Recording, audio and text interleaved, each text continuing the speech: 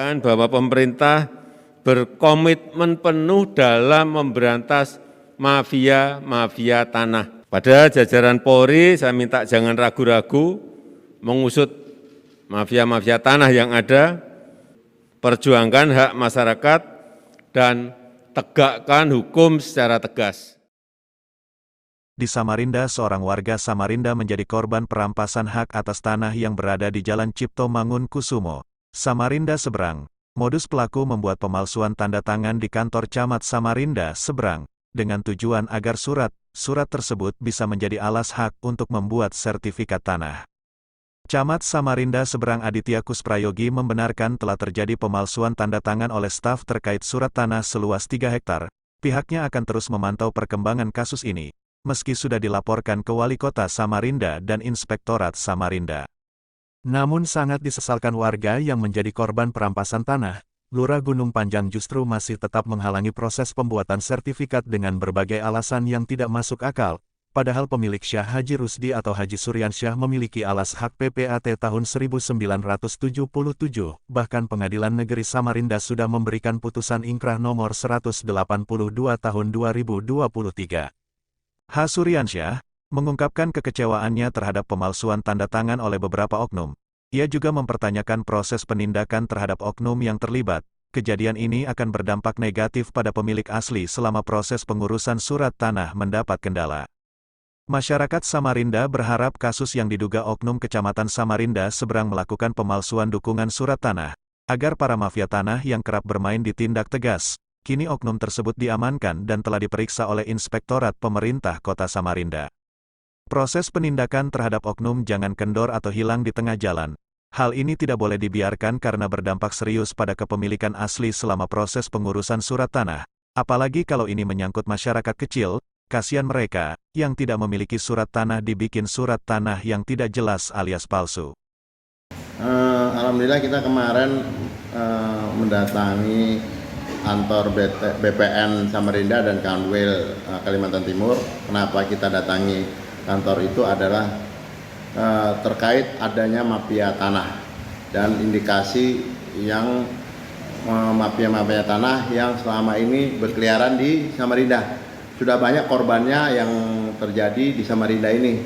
Kenapa kita ada indikasi mafia tanah? Karena kita lihat surat gambar situasi yang mereka buat, yang mereka pegang itu memang terbitan dari BPN. Nah ini yang kita pertanyakan, kenapa kok bisa sampai terbit gambar situasi di stempel sama kantor BPN, sedangkan itu bukan asal usul alas hak.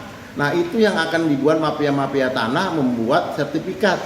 Ketika nanti ada orang yang mempunyai tanah aslinya, akhirnya gugat-menggugat. Nah ketika yang punya tanah yang asli tidak mempunyai biaya apa semua, ya akhirnya mafia tanah yang memenangkan. Nah itu yang selama ini terjadi di Samarinda. Mengapa kita kita mendatangi BPN Kalimantan Timur, Kanwil, dan juga Kalimantan Samarinda. Kenapa kita mendatangi BPN Samarinda? Supaya kita minta klarifikasi, kok bisa terbit peta situasi tanpa alas hak.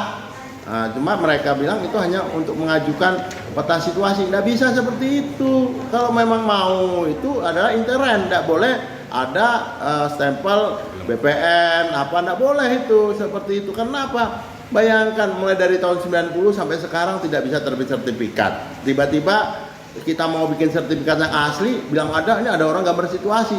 Setelah kita cek, tanahnya bukan di situ, tanahnya jauh. Nah akhirnya mereka mengaku itulah yang mereka pakai selama ini.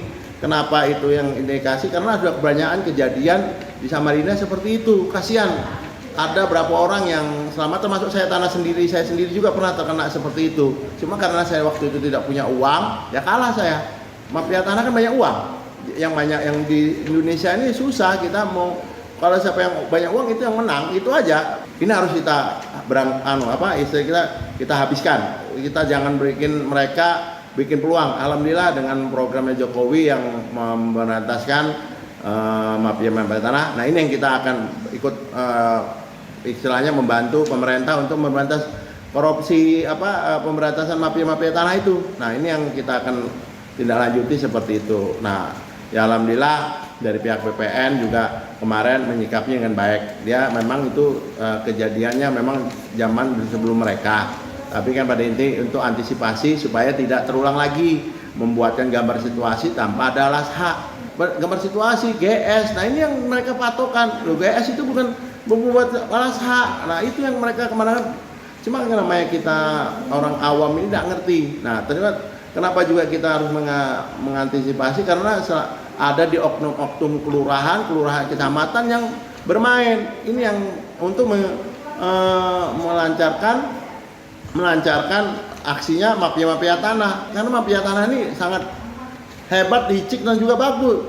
Jalan kerjanya juga rapi, dia ke kecamatan, ke kelurahan ada orang-orangnya tertentu. Nah, dengan mereka kan banyak uang. Kalau kayak kita ini orang kampung ini susah, ya kan? Kasihan. Dia saya berapa kali menemui orang-orang yang benar-benar punya tanah aslinya, tiba-tiba ada sertifikat. Nah, dengan peta situasi, GS, nah ini yang mereka bikinkan ini. Nah, dengan itulah BPN kenapa mungkin dulu ada oknum BPN yang membuat supaya mafia tanah itu berjalan lancar tanpa peta situasi, tanpa